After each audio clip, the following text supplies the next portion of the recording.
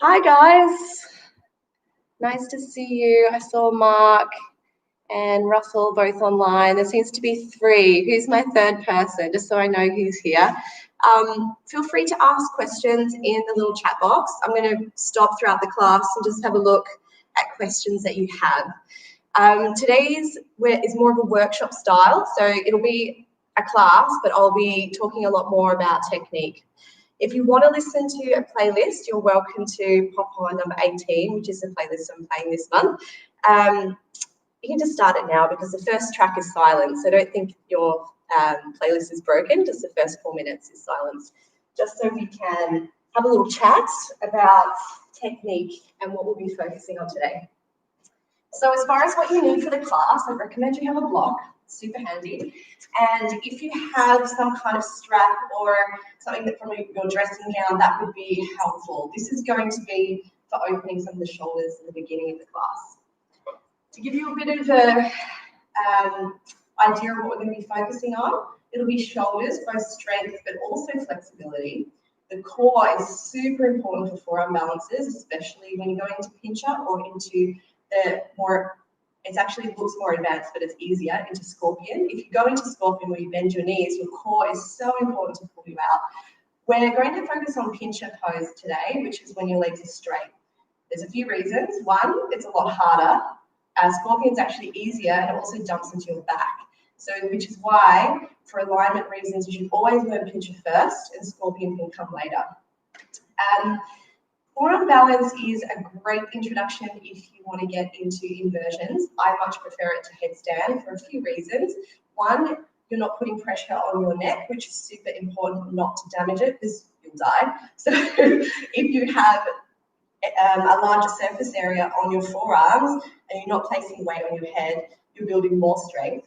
Headstand is a lot easier because you can just balance on your head, which is what most people end up doing because they're not strong enough to take the weight in their arms.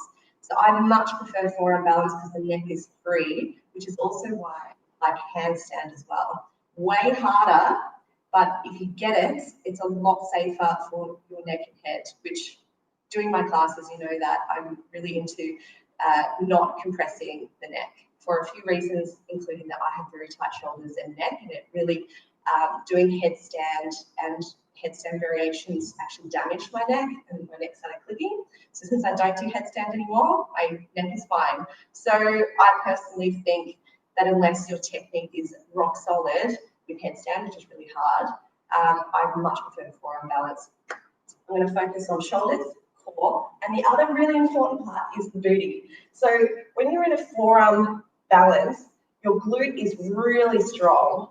So this is all the areas that I'm going to focus on activating first, and then we're going to go into the balance, and you'll hear me say cues like squeeze your glutes, because your glutes are going to get your legs up over your head. It's the same for headstand. If you don't have activated glutes, you're not going to be able to get your legs up, and you're going to be jumping, which I'm going to just tell you to please avoid any bunny hops or jumping. If you're not strong enough to get your legs over your head, you shouldn't be going up. So I'm going to be taking it super slow and activating everything, and then we'll get up onto the wall. And then if you have experience with forearm balance, you can come off the wall and practice without it as well. And we'll look at some things like falling out, etc. So just checking in my timer on so I don't go over. All right, so we're going to get your strap here just for preparing for this next section. Coming down onto your glutes, we're coming into a knee stack, so a knee pile. So we're going to bring the right knee over and the knees will go towards each other. Maybe your knees don't stack exactly. You'll feel it more in your hips if you lift your left glute up and down, so both your sit bones are on the floor. This is getting into the hips. So that right knee is over, we're going to bring the right arm over and bind the hands behind you. If you can't, get your strap or your belt or something from your dressing gown and use that. I'll just turn it on so you can see. And use that so you can start to open the shoulders. You want your elbows to be going towards the floor and towards the roof. This will gently start to open. Be mindful if there's any pain. That is not what we're going for. If there is pain, just back off a little bit. If you do have the bind, so this side I'm really open, but on the other side I'm not, so I'm quite comfortable to bind here. We're just going to spend a moment here just starting to open the shoulders. We'll take 3 more breaths.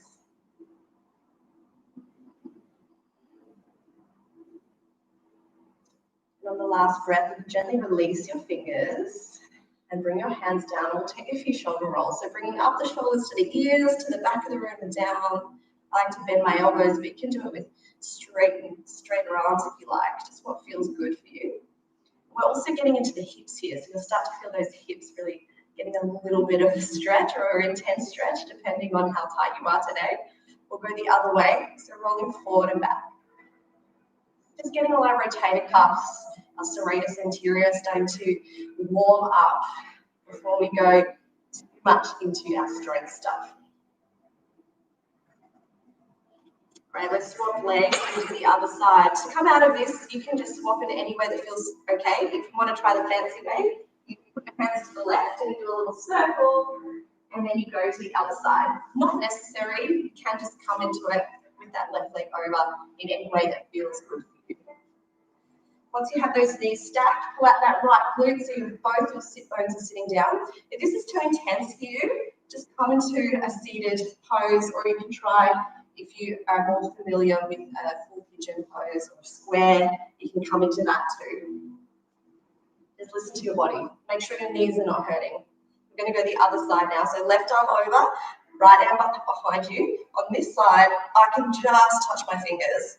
Sometimes what's good is you need to wiggle your elbows a little bit and your shoulders, and then your fingers may be able to touch. If not, it's okay. You can just use a strap. So forearm balance is a great introduction to positions like handstand, because your body is in a very similar position. It's straight.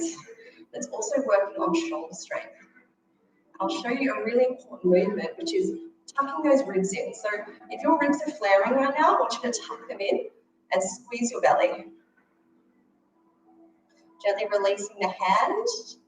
Might need to help your hand if you're a little tight on that side. And we'll take a couple more rolls just to juicy out the shoulders.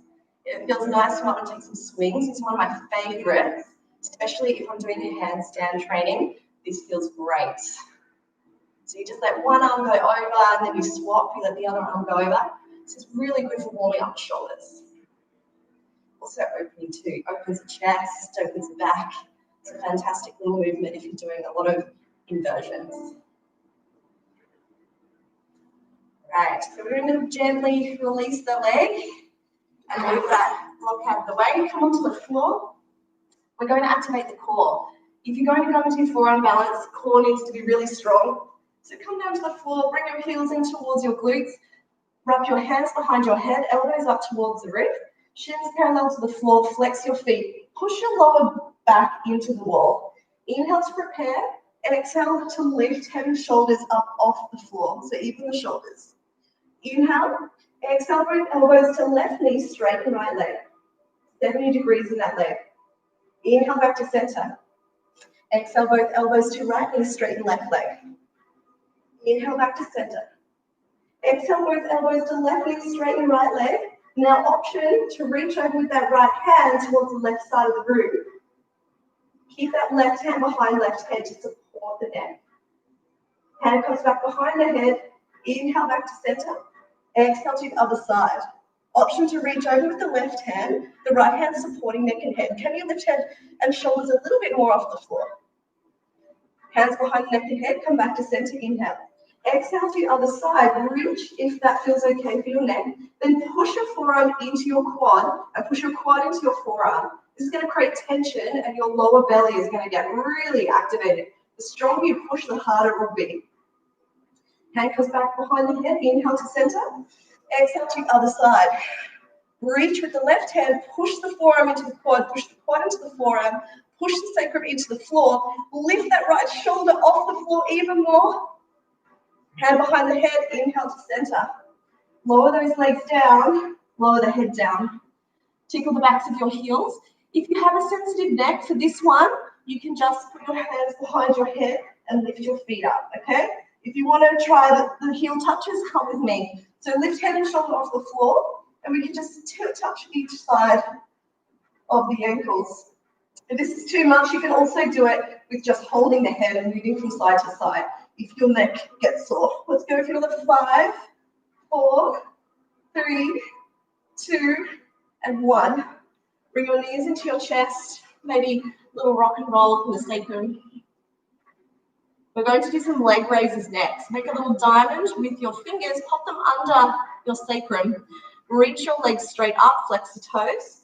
So you have a couple of options. If you know that you're working on core strength, you're going to do a single leg lift. If you know that you're quite strong and you're pushing yourself today, we're going to do a double leg lower, okay? So, you ready? We'll go for 10. Inhale up. Sorry, inhale down. Exhale for 2. 3. 4. 5. You're halfway. 4. 3. 2. And 1. Bend the knees, lower the feet, spring like the legs. The reason why that is important is you need to be able to pull your own body weight, your legs, back if they go over your head. So that's why that movement's important, of being able to move your own leg weight. Because if you can't do that, you're going to struggle to bring your legs back over when you're in a position like if you want to try going into scorpion. We'll rock and roll forward and back. Touch the wall maybe. And we'll come up to one more pose, which is also important, is a forearm stand in a plank. So this is practicing getting us ready, holding our weight. So option here is to have your knees on the floor if you start to feel that your shoulders are finding this too difficult. If you want to come up into the full version, we're going to lift the feet up and we're going to go for a minute. I know I'm evil, aren't I? So with this one, if you find that your booty is sticking up, you want to bring it down. This is basically your position almost in a forearm stand. So what you don't want to do is this when you're doing a plank. You want to make sure those ribs are tucked in and you're nice and strong, contracting through shoulders, so you're pushing up from the floor.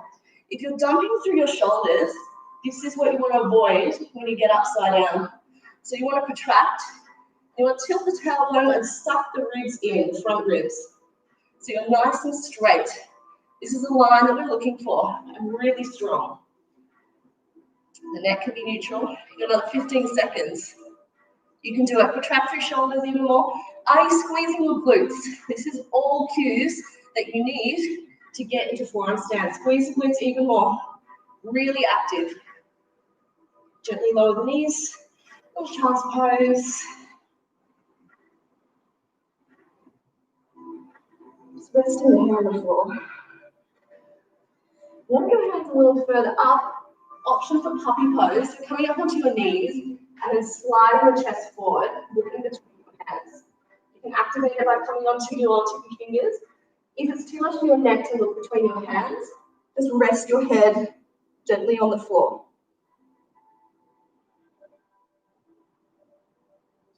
If you activate, so if you create the cupcakes in the fingers, what that's going to do is start to activate through the shoulders.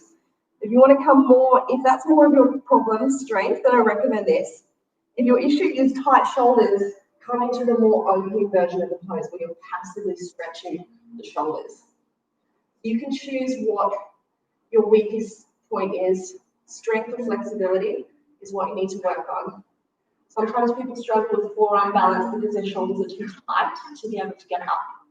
So just have to think about what you think your focus is today. Gently start to roll back from whichever pose that you're in. Bring your knees between your hands and we come into booty activation. So great one is to come into your bridge and activate using a block. I love blocks because a lot of people come into bridge and they just hang out there in the joints, but we want to use all of our strength to extend through the hips through activation of glutes. How we do that is we come down, put the block between the thighs, and after this I'm going to stop and See if anyone has any questions. And then tickle the backs of the heels. Squeeze the block as much as you can.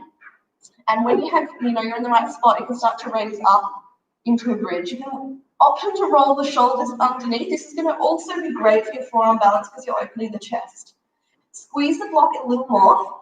Now, tilt your tailbone and push through your heels. So there's a few reasons why this is really a great move to do before we go into forearm balance, because we're opening the chest, which we need to do, and the shoulders, but we're also going into a slight back bend as well. So when you're upside down, you'll first learn pincha, trying to avoid the back bend. But if you do go into the back bend variation, which is scorpion, this is really going to help you get into that safely. So squeeze the glutes, and notice what happens to the hips when you squeeze your glutes. You extend. Release the glutes and feel everything disengage. Squeeze the glutes and tilt the tailbone and feel the hip extend. This is the movement that's super important. The glutes will carry the weight of your legs. Let's hold for another 5, 4, 3, 2, and 1. Release the hands.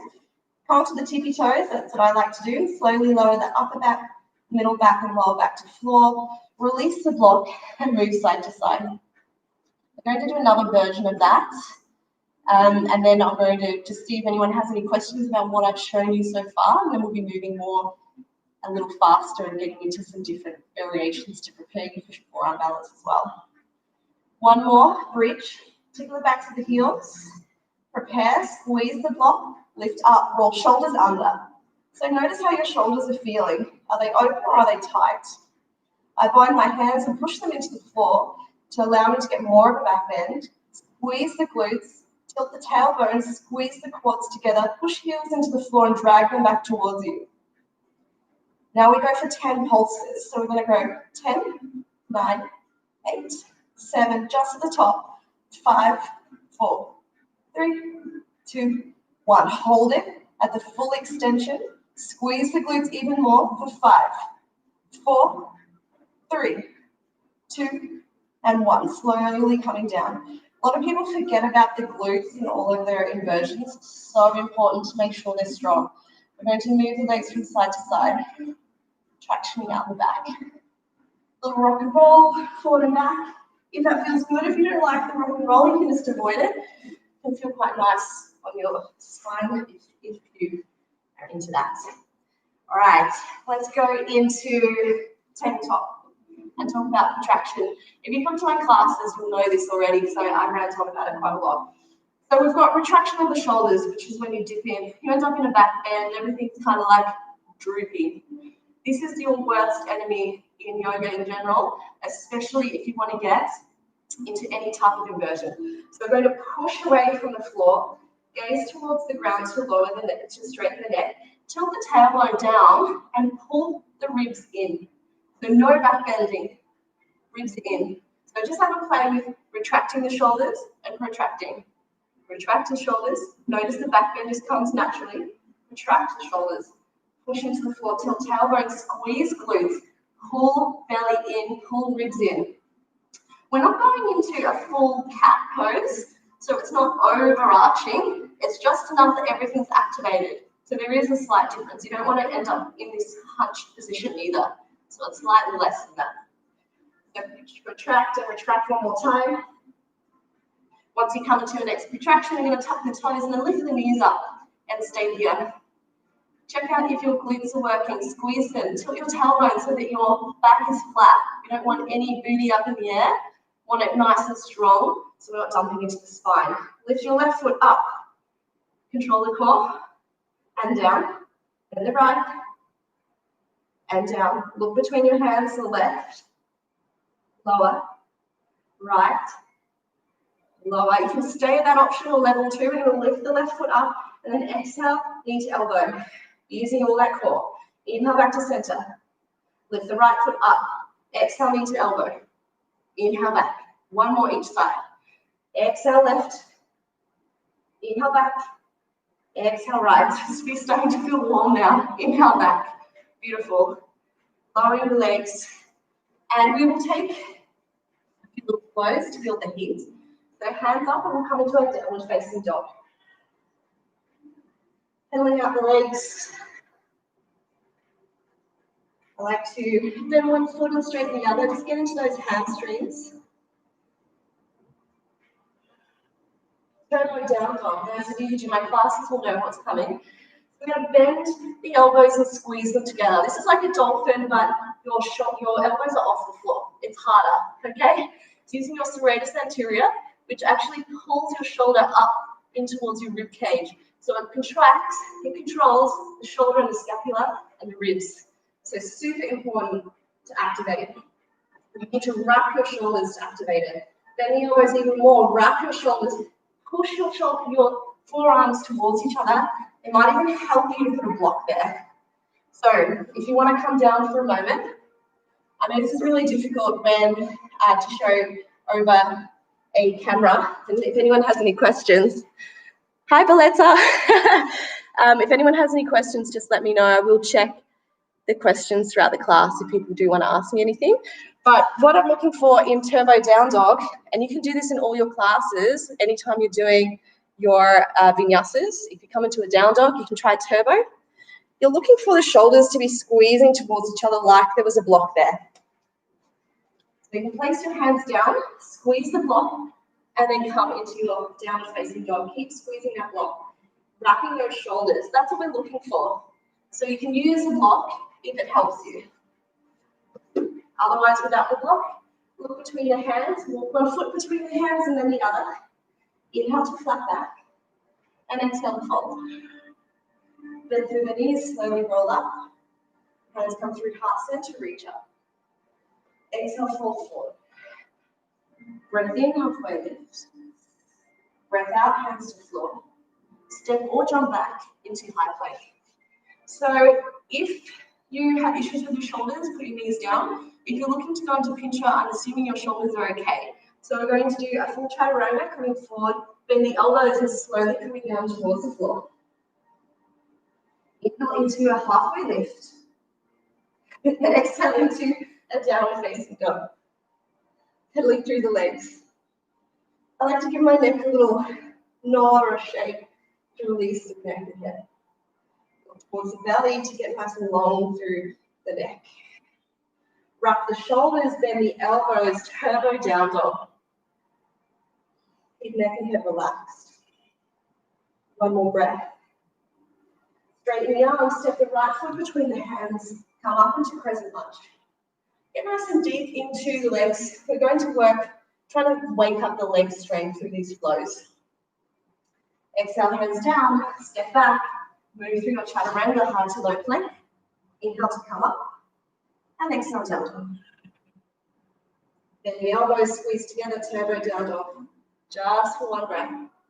Straighten the elbows, left foot rises up, and reach between the hands. Come up, breath in, crescent lunge. Come deep into the legs. Make sure your hip bones are facing the front of the room, they're not twisting towards the side. Exhale, hands down, and flow. Optional one-legged chaturanga if you really want to start warming up those shoulders. And exhale, down dog. Breath in, right leg up. Breath out, sweep between the hands. Rise, crescent lunge. Exhale, warrior two. Swap sides so you can see me. Warrior two, we're opening the hips. Coming deep into that front knee, gaze towards front middle finger. Tilt the tailbone and check out your booty. What's happening? What you want to avoid is this. I want you to suck the glutes in. Same technique. Tuck in the ribs, tilt the tailbone. It's all the same stuff. It's not rocket science. Once you get it, it's in a lot of poses. Reach forward, flip the front palm and reverse your warrior. Maybe there's a bind, maybe not. Maybe a back traction. You can open through side body. Relax neck and head. There's no need to gaze up to the top hand. Exhale, hands down to frame the front foot and flow. Moving through your chaturanga of choice. Always okay to lower the knees on the floor to give your shoulders a bit of a break. Exhale, down dog. Breath in, left leg rises. Breath out, sweep between the hands. Inhale, crescent lunge. Exhale, warrior two. Get deep into the legs. Lift the toes on the front foot. Push down the blade of the back of the back foot. Tilt tailbone, bring the hips in a little. Gaze towards front middle finger. One more breath. Front palm, reach forward and reverse. Option for a bind if your shoulders are happy in your back, or a back traction to forward opening through the side body here. Exhale, hands to floor and flow. Choosing your option, knees are absolutely okay. Keep those elbows sucked in towards the body though, no chicken wings. Exhale, down facing dog. Right leg rises, breath in. Breath out, sweep between the hands, rise up, crescent lunge. Breath out, warrior two. Breath in, reverse. Reach forward, reverse. Breath out, extended side angle. So we're bringing that elbow down onto the front quad, but I don't want you dumping and just letting your legs hold you. I want your core to work. So lift like someone's pulling you towards the roof and relax neck and head towards the right shoulder. Squeeze your legs together. Get that activation and lift up. Exhale, left hand to the floor. Come onto your back toes. Come into easy twist to the right. So coming into a fist onto your fingers, also protect you from dumping into the joint. Exhale, hands down, step back and flow.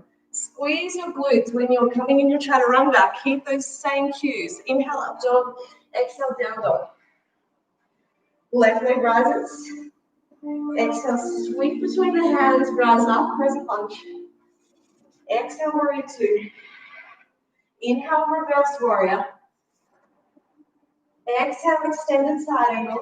So resting on the floor, reaching up through top hand. Same cues, suck in those front ribs, tilt tailbone, reach with the top hand. Relax left ear to left shoulder. Squeeze the glutes. Left to right hand comes down to the floor, up onto the back ball of the foot and reach up to the left. Easy twist. Exhale, hands frame the front foot. Step back and flow. Inhale, up dog. And exhale into downward facing dog. Walking out the legs here. And looking between the hands, move your knees between your hands. We're coming into a position that is similar to some of the things we're going to be going into. So we're coming into a less deep version of camel pose, and I'll show you why. So I like to pat at my knees. You can roll your mat over 3 times if you want. Tuck your toes. This makes the back bend less deep. We're not actually going to go back and touch our heels, okay? I'm showing you activation in the core. If those of you who wanted to go into scorpion, okay? So one of your thumbs into your sacrum, wrap your fingers around your hips. Tilt your tailbone, glutes on, all the same cues, belly in. You're going to roll the shoulders back, and then you let the belly, the ribs flare a little, and we're going to just lean back. Now not the whole way, keep the chin towards the chest, don't drop back. Squeeze your thighs together, activate through the glutes. Now release your hands, your core is going to pull you back. Just the core. That's exactly the movement to get you out of your scorpion, okay? This pulls you out. If you're not strong enough, you're going to fall over this way, which is dangerous. So you've got to work on this core strength. So this is just showing you we're in the same position. This position is pretty much what you're going to be in when you're in your scorpion. So we're going to squeeze the glutes, squeeze the legs, thumbs and sacrum, elbows back, release the hands, and pull yourself back slowly with the core. If this hurts your back, just don't go as far back, just do a very subtle movement. And if it does hurt your back, it's probably a sign that you shouldn't be coming into scorpion. It's kind of using your own intuition. If this hurts you, what's going to happen when all your body weight is on your back as well, okay? So thumbs into sacrum, reach around the hips, elbows back, squeeze glutes, tuck the tailbone, open the chest, reach back. The arms come off, use that core and the glutes to bring yourself back to center. All right, does anyone have any questions about that particular movement? Oh, hi, Isabel. I was wondering who Belletta was. Okay, cool. All right, no questions. All right, so we will come into reverse tabletop quickly. This is another great activation for forearm balance. So reverse tabletop, your hands towards your body. You're going to push up, and your belly is going to be parallel to the floor. You can gaze towards the belly, or the head can fall back.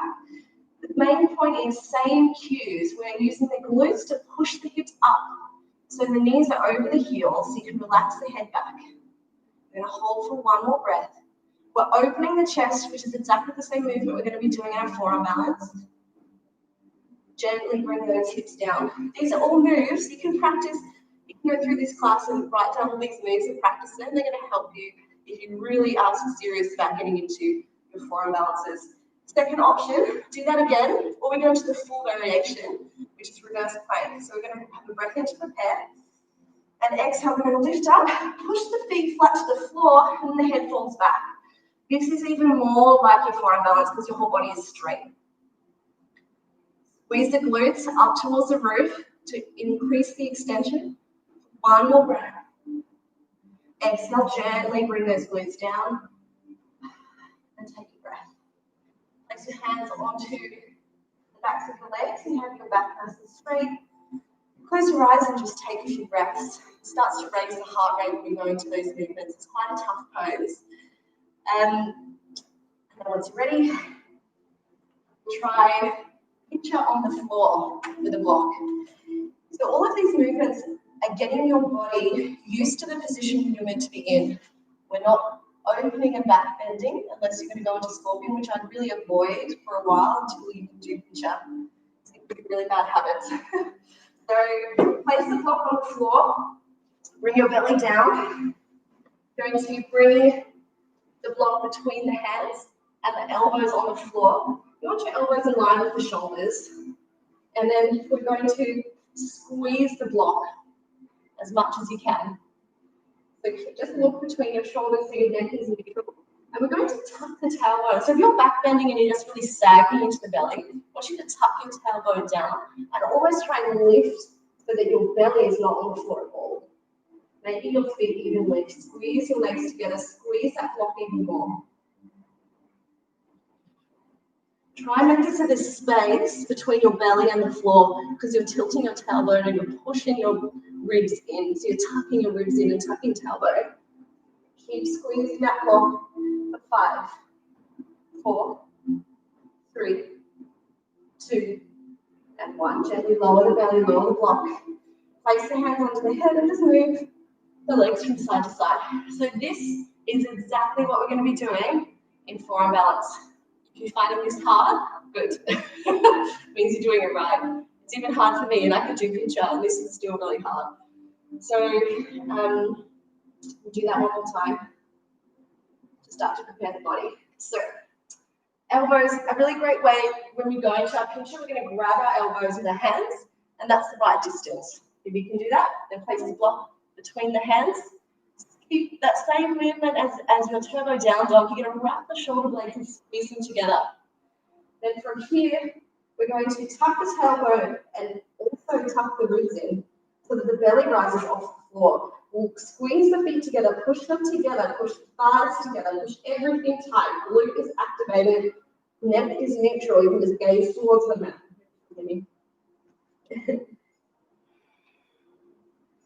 5, 4, 3, 2, and 1. Lower the block. Place your hands on the floor into your hair. Really move through from side to side.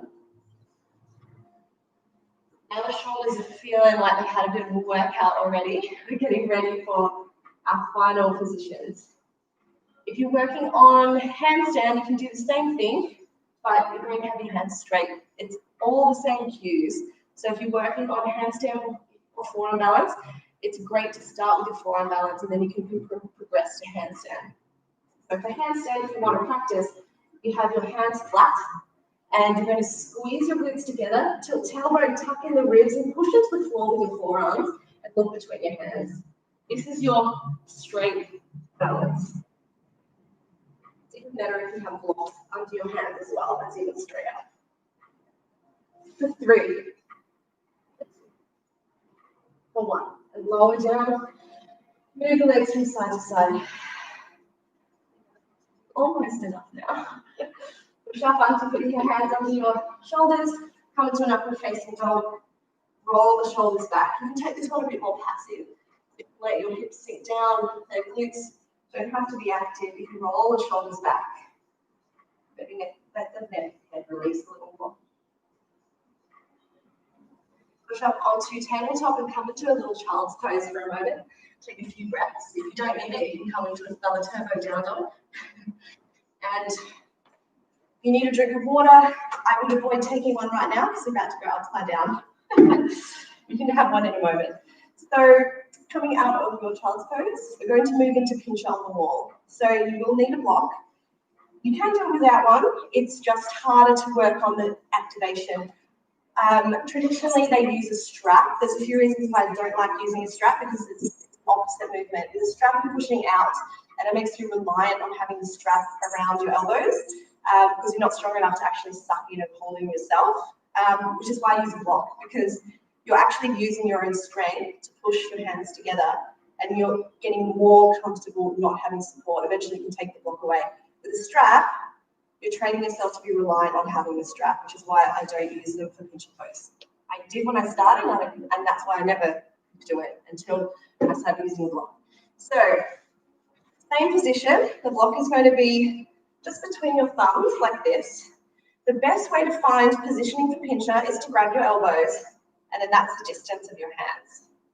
So, bringing the block onto the floor. Can you see that? Yeah. And bring it in contact with the wall. Prepare your hands. Just check that the block is the right distance. So grab your elbows and check that that's right.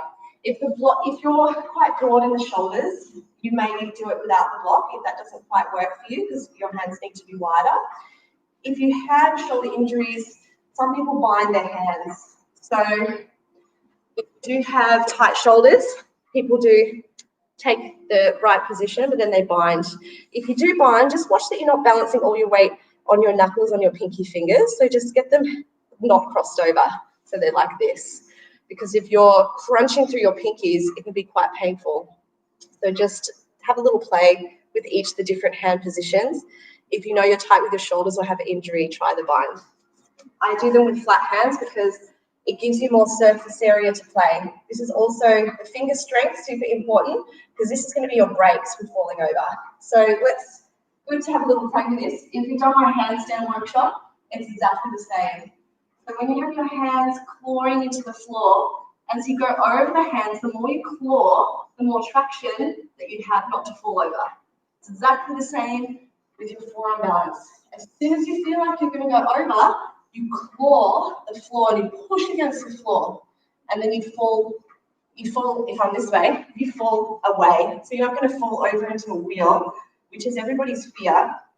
If you're very strong in the fingers, and as soon as you feel like you're going over, you push into the floor as much as you can, you're going to fly the feet back. You obviously don't want to do it too fast because you don't want to fly back too quickly, but that's how you get out if you feel like you're going too far. You just push into the floor. It's the same with headstand. Pushing into the floor so that you go this way rather than over. All right, talking a lot. So it's really important things to know though. So grab the elbows, hands around the block. We're going to come into a dolphin pose. We're not going to go up the wall just yet. Walk your feet in. So same as turbo down dog, we're going to squeeze those shoulders together, wrap the shoulders. Serratus anterior is working hard. Look towards your toes, give your neck a bit of a break. We'll take 5 breaths here. 4. Make them nice and slow.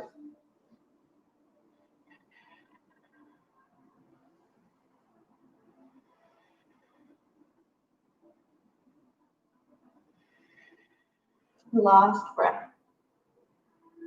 Bend the knees. Take a little break. The next version, we're going to lift the legs up. If you're already finding this is a lot for your shoulders, just stay in normal dolphin, and you can, over time, you can watch this video again and start to go a little bit more into the full expression of the pose. But the trick is not to go too hard too early or too fast, because if you go too fast with that strength, you're just going to end up in a back bend, and you're never going to be able to hold yourself up there because you're supported by the wall, which is why some teachers don't teach against the wall, because they don't want you reliant on it. I like to teach against it because it's how I learned, and you can use it, We have to use it in the right way. So let's go again, dolphin. Grab the elbows, hands around the blocks, squeeze them together, tuck the toes, lift the glutes, walk the feet in even more.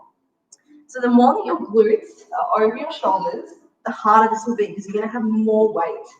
So we're going to reach the left foot up. We'll stay for 5, 4, 3, 2, 1. Lower down, right, 4. Push against the floor, so protract through shoulders. Don't let yourself face plant and dump. Push against the floor, protract away, lower that foot and down. What happens when you get tired is you're going to sink. You're going to start doing this and sink. Your forehead's going to get closer to the floor. I want you to notice when that starts to happen and push, contraction, push away. Because the stronger you are, the less you're going to face plant and damage your shoulders. Because you've got to think about the shoulder is quite a shallow joint. There's a lot of ligaments and muscles around it, but it's actually quite unstable if you're not strong. So think about your hip. It's a deep joint. There's so much going on around that hip joint. It's much harder to dislocate or damage than your shoulder. So how we avoid that is growing the muscle around all the supportive ligaments. Quite shallow means more strength. So that's how we build all the strength first. All right, let's go again. We're going to do 5 leg lifts on each side. This is starting to get your glutes ready to bring your legs up. So hands around the block, tuck the toes, lift the glutes, walk them in. We're going to reach the left foot up and down. That's 1, 2. Keep protracting through shoulders. Look towards the feet. 3. Keep the legs straight. 4. Flex through the toes. 5. Hold it up. Lower it down. Lower the knees. Option to stay up there if you're really working on your strength and you feel strong. And then we'll join you in a moment all together. Prepare. Tuck toes. Straighten the legs. Walk them in. Look towards the feet to relax the neck. Raise that right leg up. For 1, straighten. Flex through toes. 2, activate through glutes. Use that to lift the leg. 3, just tapping the floor. 4, activate through glute at the top. Squeeze hard. 5, squeeze. And down. Lower the knees. Coming into a child's pose with a prayer, and then let the hands come behind the head. Walk the shoulders a little further forward to release through the shoulders. Really great for forearm balance as well, this one.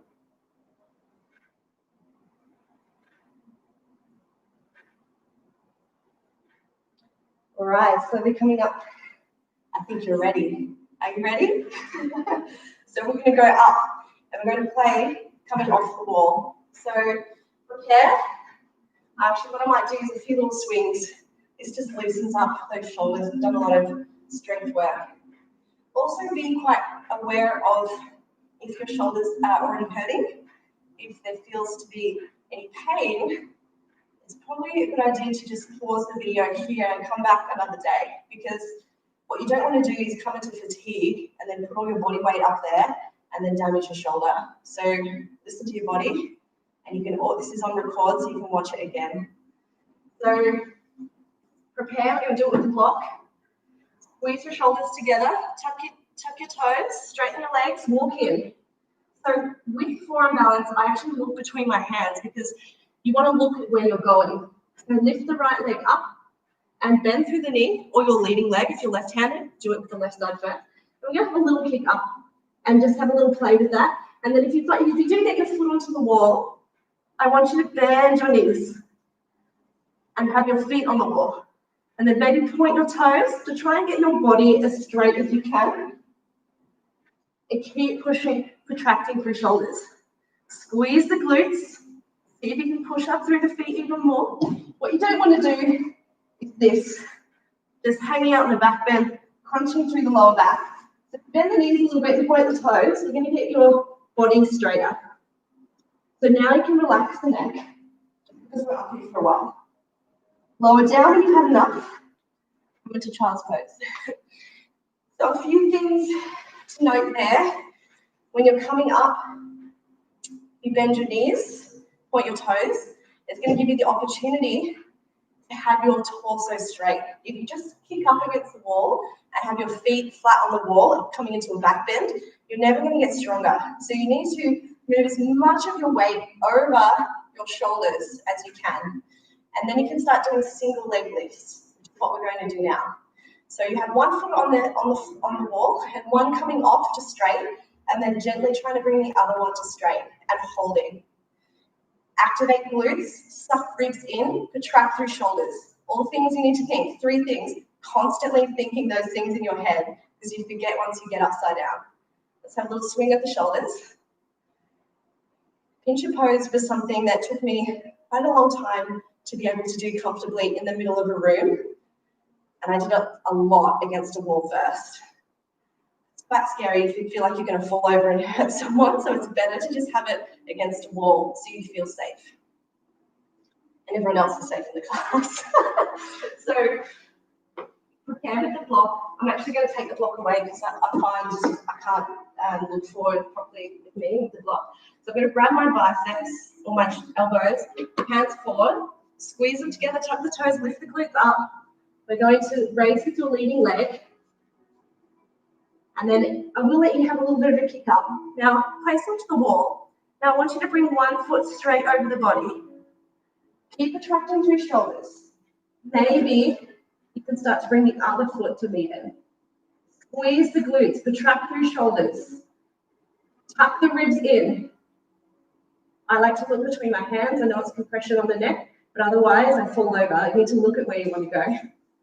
Hold as long as you can in a forearm stand. Try to just swap the legs each time. And in the middle, squeeze in and lift up and try to hold in that straight line for as long as you can. If you're finding it struggle to do the leg scissor rotations, I'd recommend just to bend the knees and point the toes because that's a great progression. And then over time, you might be able to start to straighten the legs and then bring one foot and come into a balance. So how are people going with the balance? Does anyone have any questions about that? Squeeze your butt, Rosso. I'm just watching Ross. How's everybody going? Okay. I'll show. Is anyone up to the point of wanting to do pincha off the wall on here? I'll show you quickly a couple of techniques on how to fall out, just in case people get to that point where they want to start doing it without the wall. I recommend doing it against the wall for as long as possible, because when you have a bad stack from pincha, it's not nice. So this is why knowing how to fall, like in handstand, is super important.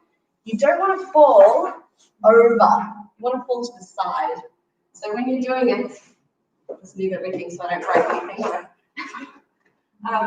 Grab your biceps, hands out. What I do with pincha is one of my legs goes a bit further over my head, then I gently pull my other leg up so that they're together and straight. So you grab the biceps, hands out. Come on, I look between my hands because this leg is going to come over a little bit more than normal. And then I bring my other leg in. Contract through shoulders, squeeze the glutes. Now I'm going to fall out. I'm going to fall out to the side. And that's why your core is so important. And you need to, when you start to feel like you're falling out, you're going to push. The more you push away, the more you're going to come this way. Because you don't want to go that way. So you think about clawing, pushing away. The claw and the fingers push through those elbows and push more through my leaning side. I want to fall to the right. If you kind of work out which one is your strongest shoulder, you can figure out which way you prefer to fall. It just makes it a little bit more safe. But I'd recommend definitely doing it against the wall for as long as you can until you feel super confident. Is there anything else I wanted to show you? So I've showed you falling out. I'll show you scorpion if you want to do it. I would prefer that you don't try scorpion until you nail your pincha. I've actually never done it against the wall, so I'm going to try it and see how it goes because I've never done this before. So let's try. So If you come into your scorpion, you're basically bringing your feet over your head and bending your knees. So prepare like we did on all of them. I'm going to kick up. I use my leading leg because it's much more comfortable. So I come into my pincha, and then I'm going to bend my knees. Bring my feet onto the wall. Then my feet go down the wall, and I look up. So eventually, I can't do it, and my feet might touch my head. So this is your back bend version. I don't like this one, and then you have to use your core to bring yourself out. I like doing it because it feels nice for me, but I didn't start doing that until I nailed my pincha. It took me like 3 years. So I like doing scorpion because it feels quite nice. But a lot of people who learn doing scorpion first and are quite flexible, it actually prevents them from getting strong enough to do a straight pincha. So that's why I prefer to teach straight first. You can have a play if you want to come into your scorpion against the wall, just pointing your feet and bending your knees a little more. Just be really careful of your back. And with your scorpion going off the wall, has the same type of techniques for falling out, but even more core. You've got to use your whole core to bring yourself back, and your clawing of your hands and pushing into the floor needs to be even more, because otherwise you're going to fall backwards. So I'll try and show you if I'm not too tired to do it now. So I'm going to straighten through the arms, I'm going to bend one leg, or lift one leg. Look between my hands, it's really important to look between your hands. Pick up. So I'm going to come into my pincha first, then bend my legs, point my toes. I like to bring my knees out to the sides and look towards my feet. And if I feel like I'm going to start to fall, I start to push into my hands and just come straight out. So the more you push, the more your legs are going to fly this way. So if you feel really like you're going to topple over, just be like, claw into that floor, and you'll flip back the other way. Of course, it's a back bend, but it's a forced back bend through weight, so it's not from strength, so you can hurt your back if you're going to flip out really quickly. So all these things you need to be careful with. All right, time for cool down. So come onto our backs for a nice supine twist. Oh. I'm going to bring that right knee in towards the chest.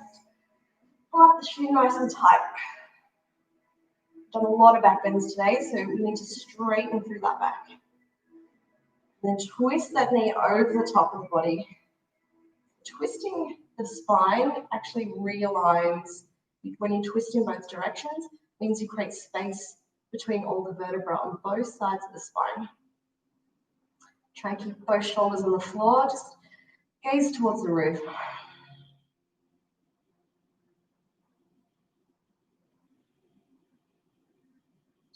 If you guys want me to have a look at your pincha poses, you can videotape yourself and then screenshot some pictures and send them to me, and I can give you some tips. Gently come back to center and we'll do the other side. So straighten both legs out. Left knee comes in towards the body. I like to put my fingers around my shin and pull it in because it pushes the lower back into the floor and just allows a bit more realignment. Bring the left knee over the top of the torso towards the right. Oh, it feels so good. I always have a click on the side. Maybe you have the same. Both shoulders on the floor, just gaze towards the roof. If it feels nice, you can close the eyes and just focus on the breath.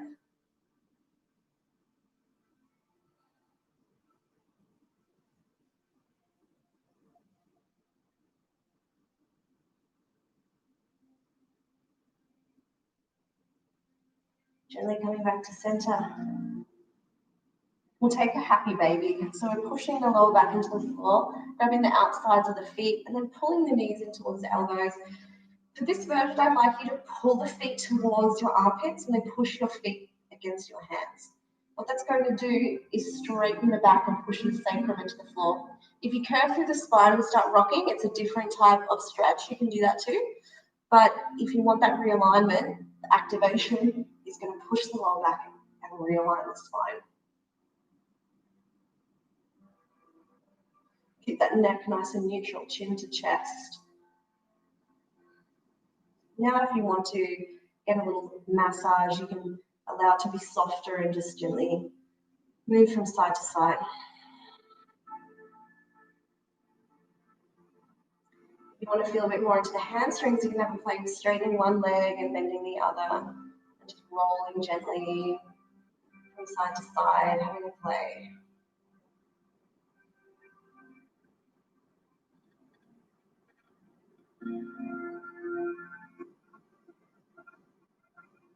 If you came into the scorpion version of the pose, you might want to do any other twists or back releases that you wish. You might want to bring both of these together and lower them to one side, another version of supine twist if you wish. Once you've done both sides, prepare for Shavasana. You worked really hard, it's been a tough class, so you should be proud of yourselves. Coming back to center, straightening the legs.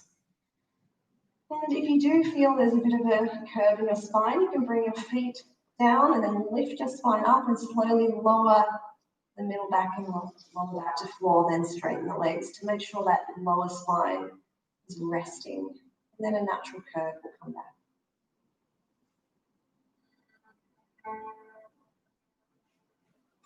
And closing your eyes.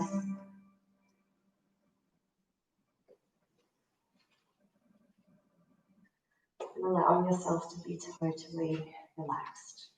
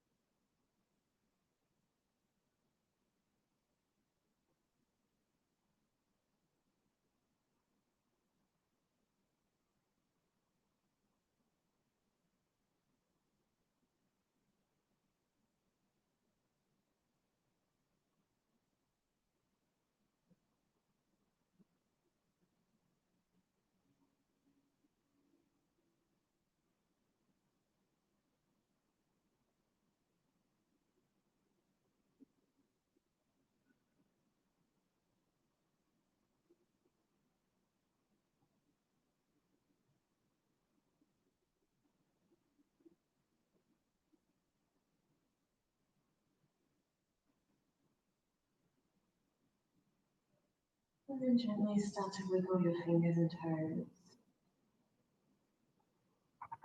Bringing yourself back into the present moment and back into your body.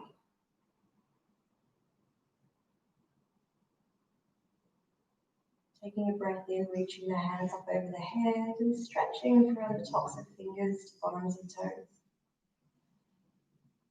Exhale, knees come into chest, maybe giving yourself a big hug. Maybe it feels good to pull those knees in towards the body and take a little rock on the sacrum. Another option is little circles with the knees.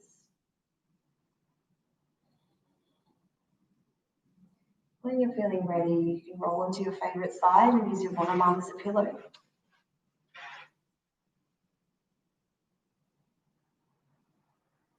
Keeping those eyes closed, gently pushing yourself up to a comfortable seated position.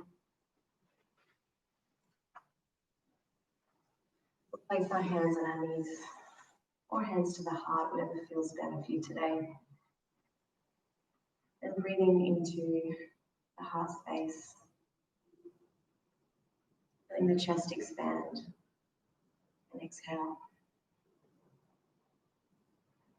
Gently blinking open the eyes. Thank you so much for practicing with me today. Yoga has so many different layers and levels that we as students and teachers can just keep learning. I still consider myself a student. There's so much to learn. It's thousands and thousands of years of knowledge and poses. So you can never know everything. So I hope that you enjoyed learning some of the techniques that might help you get into your forearm balance, and that you can slowly start to build strength. What I would recommend is that you try to do this every day. I know it sounds crazy, but if you do a pose most days, you'll get it. And once you get it, it's easier to maintain.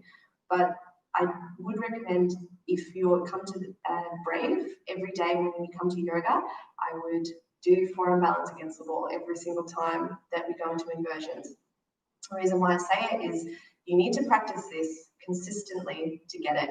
It's not something you can do once a week and hope that it will happen. It's got to be every day, or if you're doing yoga 3 times a week, every time you call for inversion, bang, you know it's time to get against the wall and do pincha pose. Or if we're doing Dolphin, you can have the opportunity, if you're feeling like you're getting to the level of pincha, go against the wall, do pincha instead of Dolphin. So you can start to get time in the pose you want to learn. And it's just through body awareness and practice that once you get it, you know exactly where you need your body to be. Because I actually had a little bit of a shoulder injury, so I haven't even done pincha for 3 weeks. So being able, that's why today coming into it, I was like, oh God, I hope I'm okay. But it's fine because you know how to hold your body and what to do. So to get it, you just need to practice. Namaste. I hope you enjoyed the class, and I will see you guys soon, hopefully. Have a beautiful Sunday. Get outside. It's absolutely gorgeous out there. Definitely staying on the wall, Russ. Yeah, I did for years, so it's brilliant to practice against the wall, and it's also a lot safer because if you have it's like headstand. If you have a bad fall, you get the fear, and once you have the fear, it is really hard to get over that. So I'd recommend balancing off, being on the wall, but balancing off, and doing that for a long time until you super nail it, and then you can start playing in the middle of the room and practice falling out. But what I've learned through trial and error is doing it too early. If you do have a fall, you do get that fear, and the fear is like really hard to get over. Like with headstand, if you fall over backwards, it can be a horrible feeling. You do have to learn to kind of deal with that with headstand, but with forearm balance, you don't need to fall that way. You can do it to the side. So just practice doing it on the wall until you're super confident. And then we can chat, Russ. All right, guys, I'll speak to you soon. Thanks so much, Isabel. I hope you enjoyed the class, and feel free to play this again if you want to pick up some more tips. And yeah, bye.